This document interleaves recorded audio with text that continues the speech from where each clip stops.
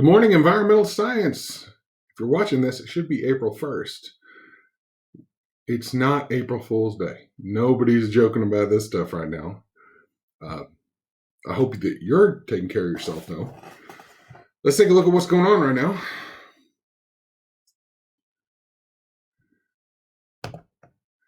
We've got a nice riddle of the day. You might have seen one similar to this before. You got a lot of words up there. I wonder what that's about.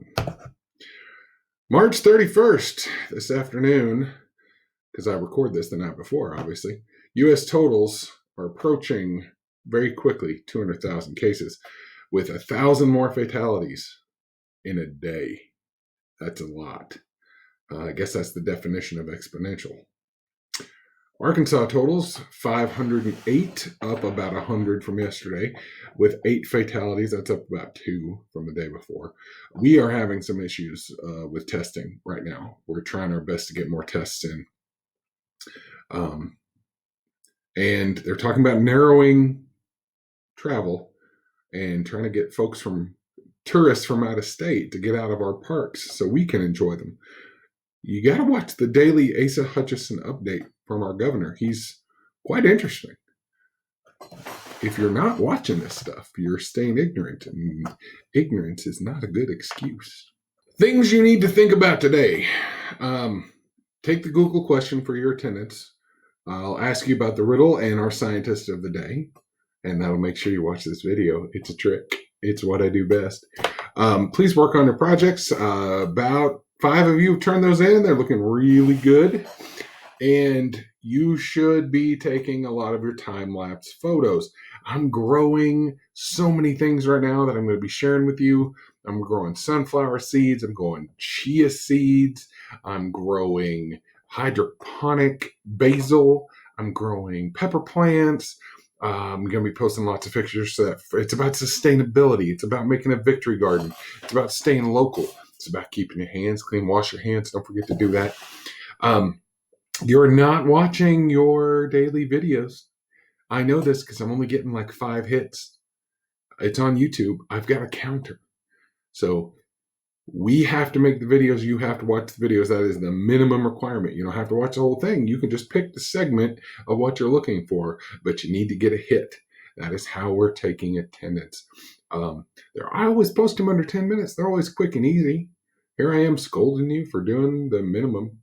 I do know how stressed out you are. I do know what is going on in your life, and I am making minimum expectations here.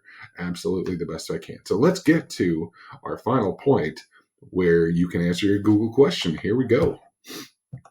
Our riddle of the day. Where there's a will, there's a way. You notice the theme going on here? It is what we're trying to do our best.